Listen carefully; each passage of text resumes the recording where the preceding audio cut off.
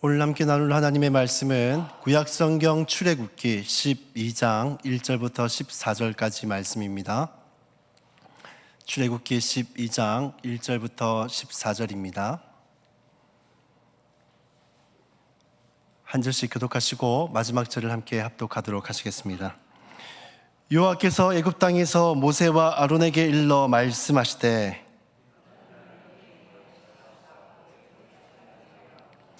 너희는 이스라엘 온 회중에게 말하여 이르라. 이달 열흘에 너희 각자가 어린 양을 잡을지니 각 가족대로 식구를 위하여 어린 양을 치하되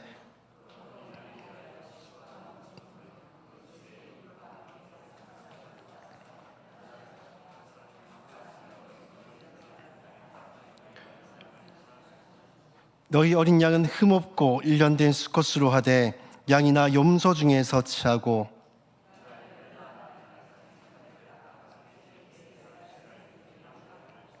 그 피를 양을 먹을 집 좌우 문설주와 임방에 바르고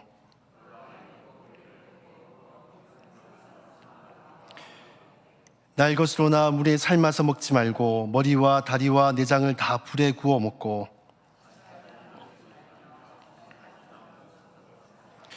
너희는 그것을 이렇게 먹을지니 허리에 띠를 띠고 발에 신을 신고 손에 지팡이를 잡고 급히 먹으라. 이것이 여호와의 유월절이니라.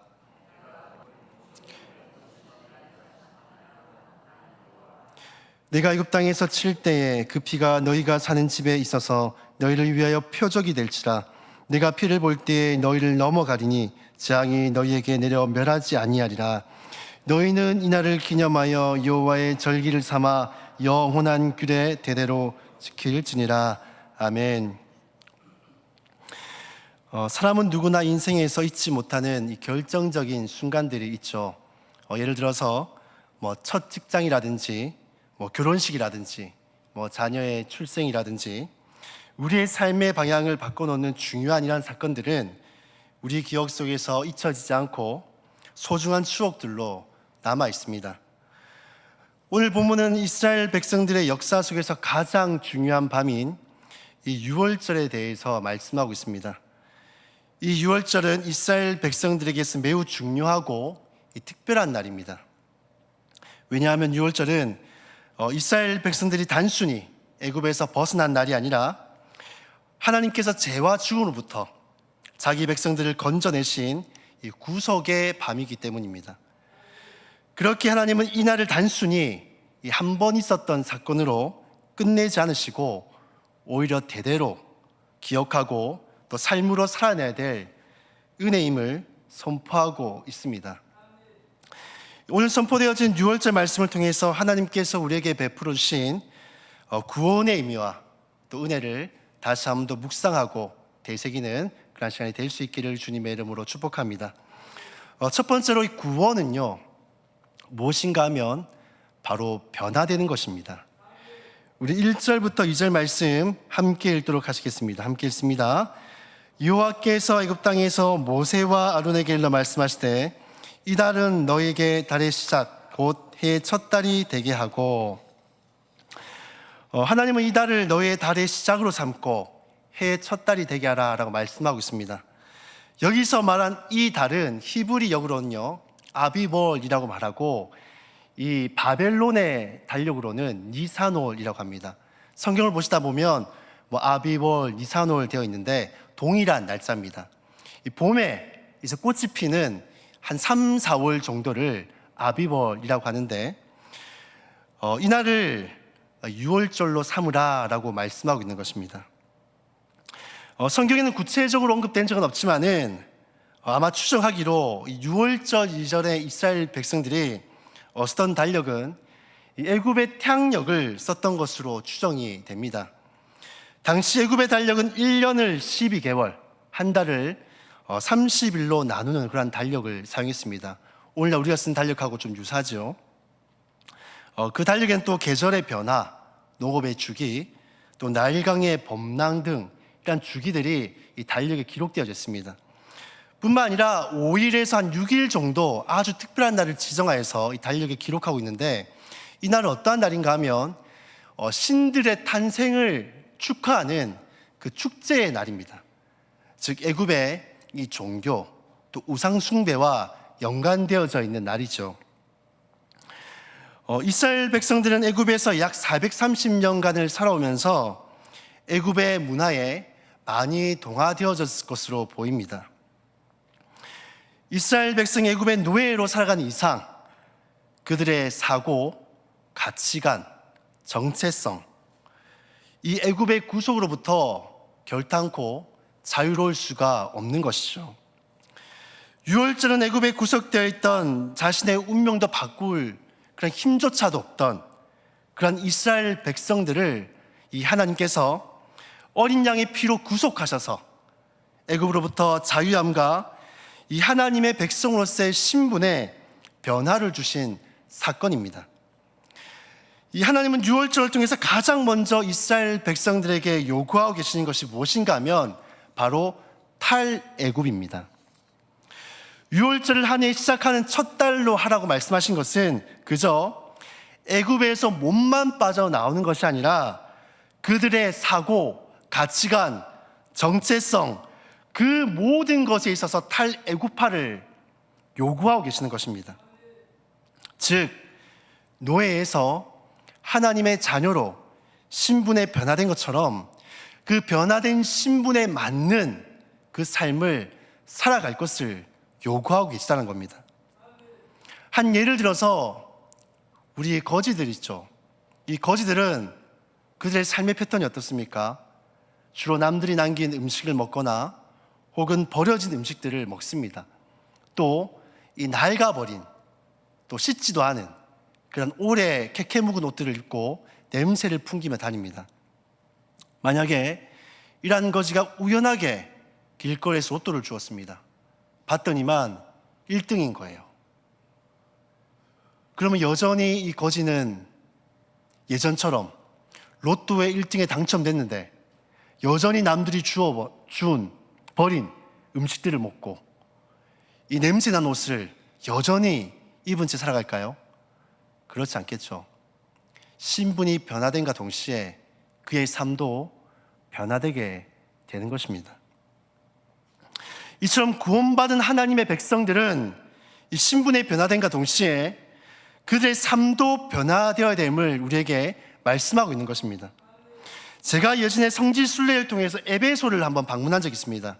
여기에는 사도 요한 기념교회가 있는데요.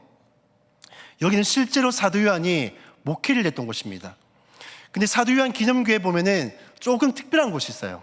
어딘가 하면 세례터입니다. 우리 사진으로 한번 보여주시겠습니까? 여기가 이제 에베소 그 사도 요한의 기념교회 전체 모습이고요. 다음 장면 넘겨주시면 이게 바로 세례터입니다. 보시면은 이 십자가의 형태로 되어 있고 보시면은 가운데를 건너가는 계단이 있습니다. 근데 보시면 여기에 원래 물은 지금 안 보이는데 원래 형태는 어떤가 하면 가운데에 사람이 들어갔을 때 물이 깊게 잠길 정도로 사람이 형태가 안 보일 정도로 물이 가득 채워져 있습니다. 그래서 이 세례를 받을 때 이 밑으로 들어가서 물에 푹 잠긴 후에 반대편으로 건너갑니다. 이 세례터를 이런 모양으로 만든 이유가 있습니다. 무슨 뜻인가 하면 이 물에 잠길 때 이것을 무엇을 상징하냐면 과거에 나는 죽었다라는 것입니다. 과거에 난 이제 없고 이제 이 물을 건너감을 통해서 난 이제 새로운 새 생명을 얻은 거듭난 새로운 사람이다 하는 것을 건너가는 것입니다. 그래서 과거와의 작별을 구하는 것이 바로 이 세례터인 것입니다.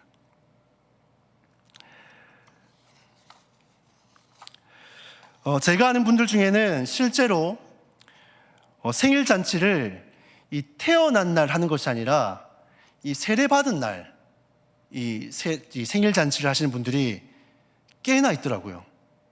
그래서 제가 왜 그렇게 하냐 물어보니까 육신적으로 태어난 날은 그 중요하지 않다라는 겁니다.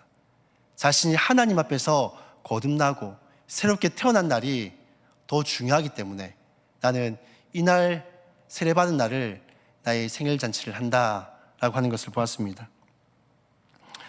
사랑하는 성도 여러분, 유월절은 단순히 재용서 받고 몸만 출애굽한 날이 아닙니다. 유월절은 새롭게 거듭난 날, 과거에 나는 죽고 나는 새로운 삶이 되었음을 선포하는 날이 바로 유월절입니다. 우리의 구원 역시도 마찬가지입니다. 구원은 우리가 하나님의 백성으로서 거듭난 그 첫 출발을 알리는 날입니다. 그러므로 우리는 구원받은 것으로 그것으로 끝으로 여겨서는 안 되고, 하나님의 백성으로서 이제는 변화된 신분에 맞게 생각하고 행동하고 또 변화된 삶을 살아가야 하는 것입니다. 우리 고린도후서 5장 17절 말씀을 함께 읽도록 하겠습니다. 한 목소리로 함께 읽습니다. 그런즉 누구든지 그리스도 안에 있으면 새로운 피조물이라, 이전 것은 지나갔으니 보라 새 것이 되었도다. 하나님은 분명히 우리를 향해서 말씀하고 있습니다. 구원받은 사람들은 과거의 것은 지나갔고 완전하게 새롭게 된 피조물이다 라고 말씀하고 있습니다. 사랑하는 성도 여러분, 우린 더 이상 예수 믿기 이전처럼 생각하고 행동하고 말하고 해서는 안 됩니다. 우리는 과거와는 완전히 다른 존재가 되어졌기 때문입니다. 그러므로 변화된 신분에 맞는 이 변화된 삶을 살아가야 한다는 것입니다. 저와 여러분이 구원받은 것으로 끝이 아니라 이제는 새롭게 거듭났으므로 그 신분에 맞는 그런 삶을 살아가는 저와 여러분이 다 될 수 있기를 주님의 이름으로 축복합니다. 이 두 번째로 유월절을 통해서 우리가 알려주고 있는 사실은 무엇인가 하면, 구원은 오직 은혜, 오직 믿음이라는 것입니다. 우리 3절 말씀 함께 읽도록 하겠습니다. 함께 읽습니다. 너희는 이스라엘 온 회중에게 말하여 이르라.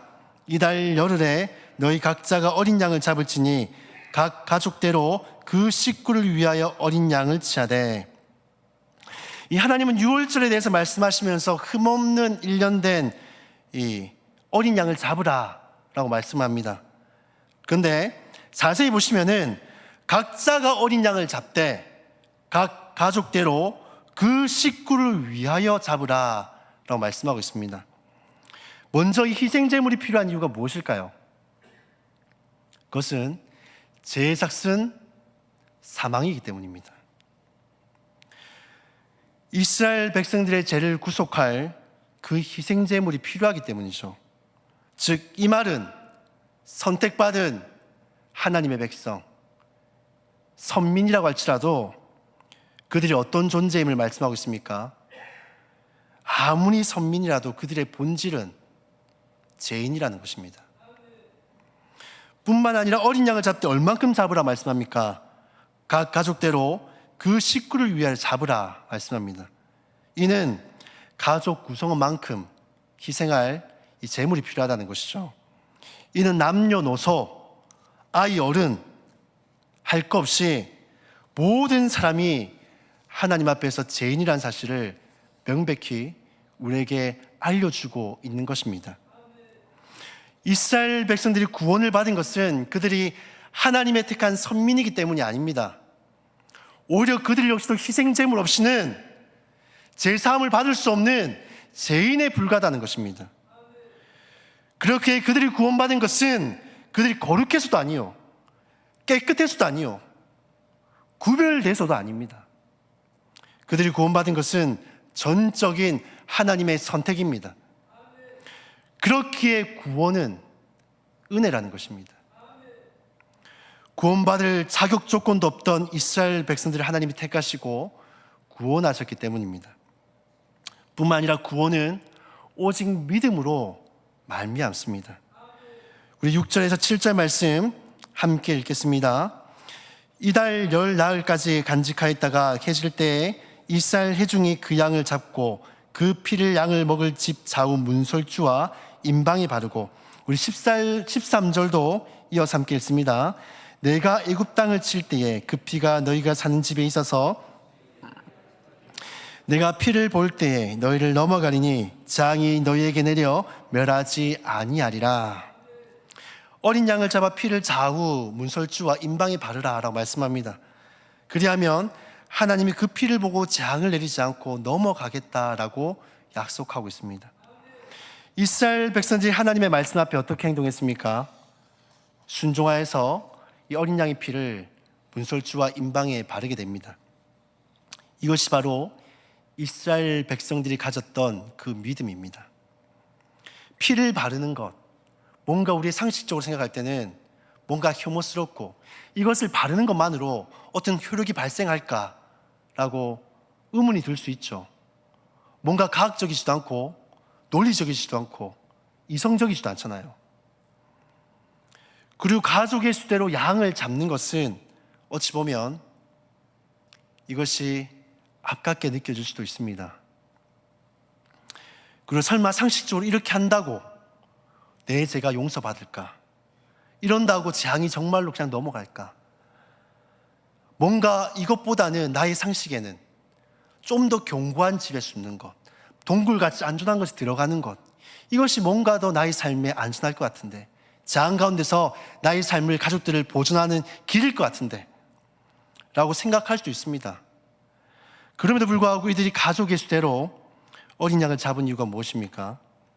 어린 양의 피를 바르면 구원을 받으리라는 하나님의 그 약속의 말씀을 굳게 믿었기 때문입니다.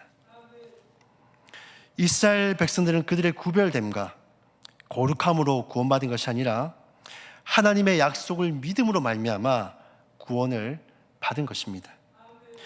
그러므로 이스라엘 백성들이 구원을 받은 것은 그 어떠한 공로 때문도 아니요, 오직 은혜요, 오직 믿음 때문이라는 것입니다. 사랑하는 성도 여러분, 우리 역시도 마찬가지입니다. 우리 역시도 구원받을 만한 그 어떠한 공로도 우리에게는 없습니다. 우리 역시도 심판받아 마땅할 죄인이었습니다. 그럼에도 불구하고 하나님은 그런 우리를 선택해 주셨고 그 아들을 십자가에 내어주시고 또 피 흘리게 하셨습니다. 이제는 그 피 흘리신 아들 예수 그리스도를 믿는 자마다 영생을 얻으리라 라고 약속하셨고 우리는 그 약속의 말씀을 믿음으로 구원을 받은 것입니다. 요한복음 1장 12절은 이렇게 말씀을 하고 있습니다. 우리 함께 읽습니다. 영접하는 자 곧 그 이름을 믿는 자들에게는 하나님의 자녀가 되는 권세를 주셨으니, 사도행전 16장 31절 말씀 또 읽습니다. 이르되 주 예수를 믿으라 그리하면 너와 네 집이 구원을 받으리라 하고. 사랑하는 성도 여러분, 오늘날도 많은 사람들은 자신의 어떤 선함, 어떤 종교적인 활동, 사회적인 기여, 봉사, 섬김, 이것들을 자신의 어떤 구원의 근거로 삼는 사람들이 있는 것 같습니다. 하지만 오늘 6월절을 통해 다시금 우리에게 하나님께서 말씀하시는 것은 우리는 죄인이고 구원받을 그 어떤 공로도 없는 그런 자들이라는 것입니다. 그러므로 우리는 구원하신 그 하나님 앞에 늘 겸손해야 되고요, 감사해야 되고요, 그 하나님을 높여 찬양해야 되는 줄로 믿습니다. 뿐만 아니라 이 약속의 말씀은 그저 우리만을 향한 말씀일까요? 그렇지 않겠죠. 모든 죄인들을 향한 약속의 말씀입니다. 내가 그저 하나님 은혜를 받아 구원받았다면 하나님께서 뭐라 말씀하십니까? 거저 받았으니 거저 주라 말씀합니다. 이 약속의 말씀을 믿는다면 우리는 이것을 나만 아는 것이 아니라 저 하나님을 알지 못하는 저 수많은 사람들 향해서, 구원받지 못할 저 수많은 죄인들 향해 이 구원의 복된 소식을 증거해야 되는 줄로 믿습니다. 아무리 죽어 마땅하고 내 눈에 보기에는 심판받아 마땅하지만 그럼에도 불구하고 예수 그리스도를 믿으면 구원받습니다. 나를 구원하신 그 은혜가 그들 가운데도 동일하게 임할 줄로 믿습니다. 그러므로 이 약속의 말씀 믿는다면 우리는 저 수많은 사람들 향해 이 예수님을 전해야 되는 줄 믿습니다. 우리가 이 하나님의 은혜를 날마다 감사하며 겸손하며 하나님을 찬양하되 또 하나님을 알지 못한 수많은 사람들 향해 이 복된 소식을 증거하는 저와 여러분들이 다 될 수 있기를 주님의 이름으로 축복합니다. 끝으로 이 구원은 기억되어야 되고 이것을 삶으로 살아내야 됩니다.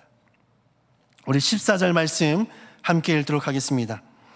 이날을 기념하여 여호와의 절기를 삼아 영원한 규례로 대대로 지킬지니라. 하나님은 구원을 베푸시고 이것으로 끝이라고 말씀하지 않습니다. 오히려 이날을 대대로 지키는 날로 삼으라 라고 명령하십니다. 왜 그럴까요? 구원은 기억될 때에만 그 능력이 우리의 삶 가운데서 역사하기 때문입니다. 하나님은 단지 역사적인 사실로서 6월절을 말씀하시지 않습니다. 실제 우리 삶 속에서 재현되어야 되고 또 교육되어야 되고 나누어져야 하는 삶으로 이 살아있는 구원으로서 우리에게서 날마다 체험하기를 바라고 계시는 겁니다. 그래서 무고병을 먹고 허리띠를 띠고 급히 먹으라 라고 말씀하고 있는 것입니다. 이 무교병을 먹는다는 것은 죄 없는 삶, 거룩한 삶을 뜻합니다. 또 허리에 띠를 띠는 것은 하나님의 말씀 앞에 언제든지 순종하여서 뛰어나갈 준비를 하고 있는 것입니다. 그리고 먹으라라는 것은 바로 긴박성인 것이죠. 이런 구원받은 자로서 우리가 어떻게 살아가야 되는지에 대해서 우리에게 알려주고 있는 것입니다. 우리는 예수님의 십자가의 부활을 늘 기억하며 살아가야 됩니다. 단지 부활절, 성찬식 때만 이것을 기억하는 것이 아니라 매일매일 우리의 삶 속에 우리를 구원하신 그 십자가의 은혜를 기억하며 이것을 어떻게 해요? 우리의 삶으로 나타내며 기억하며 살아가야 되는 것입니다. 거룩함으로, 순종함으로 그렇게 살아가는 것입니다. 구원은 단지 사건이 아니라 우리의 삶으로 나타나야 되고 또 기억되어야 됩니다. 저와 여러분이 구원받은 은혜를 값없이 여기는 것이 아니라 잊어버리는 것이 아니라 늘 우리의 그 삶을 통해 기억하고 나타내므로 그렇게 살아내는 저와 여러분들이 다 될 수 있기를 주님의 이름으로 축복합니다. 오늘 6월절을 통해서 이 구원의 의미에 대해 세 가지를 나누었습니다. 구원은 변화이고 구원은 은혜이고 또 믿음입니다. 뿐만 아니라 구원은 잊어버리는 것이 아니라 늘 기억하며 우리의 삶으로 살아내야 하는 것입니다. 저와 여러분이 구원을 그저 처음 영접 기도하고 그냥 고백한 것으로 끝이 아니라 우리 평생에 이것을 늘 기억하며 삶으로 살아내는 저와 여러분들이 다 될 수 있기를 주님의 이름으로 축복합니다. 이 시간 우리가 함께